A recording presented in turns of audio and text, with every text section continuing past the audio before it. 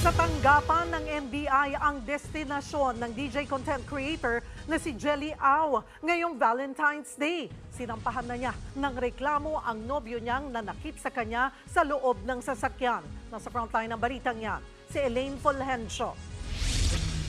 Namamaga pa rin ng mata at bibig at may mga sugat at pasa ang DJ content creator na si Jelly Au nang dumating sa tanggapan ng National Bureau of Investigation kaninang umaga.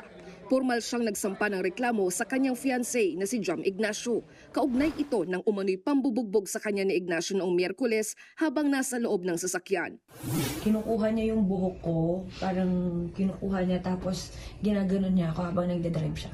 Parang umahampas po ako sa salamin ng kotse. Sa tindi ng pananakit, nabasag din ang kanyang ngipin at pumutok ang kanyang labi. Bakas din ng pasa sa kanyang leeg. Hinahatak niya papunta sa kanya.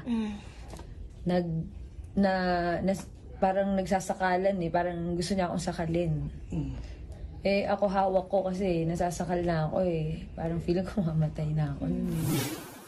Nag-ugat daw ang pagtatalo nila sa pagsiselos na Ignacio sa kanyang katrabaho. Sobrang seloso ko kasi kahit maliit na bagay talagang pinapalaki niya.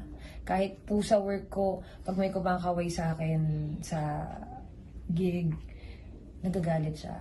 Bakit ko daw parang bineso, niyakap ko daw. Sa investigasyon ng NBI, dadalhin sana ni Ignacio sa Pampanga si Jelly. Pero hindi gumanang RFID ni Ignacio sa expressway, kaya nagkaroon ng pagkakataong tumakas si Jelly. Nakapag-open siya ng kanyang window at sumigaw siya ng tulong. So nung after niya sumigaw ng tulong, nakatakbo siya.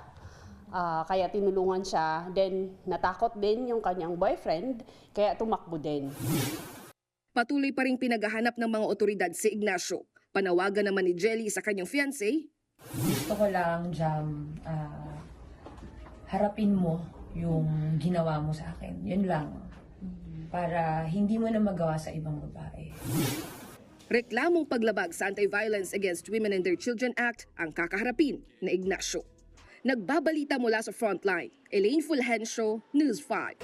Mga kapatid, Cheryl Cosim po, huwag maging huli at maging una sa lahat sa balitaan.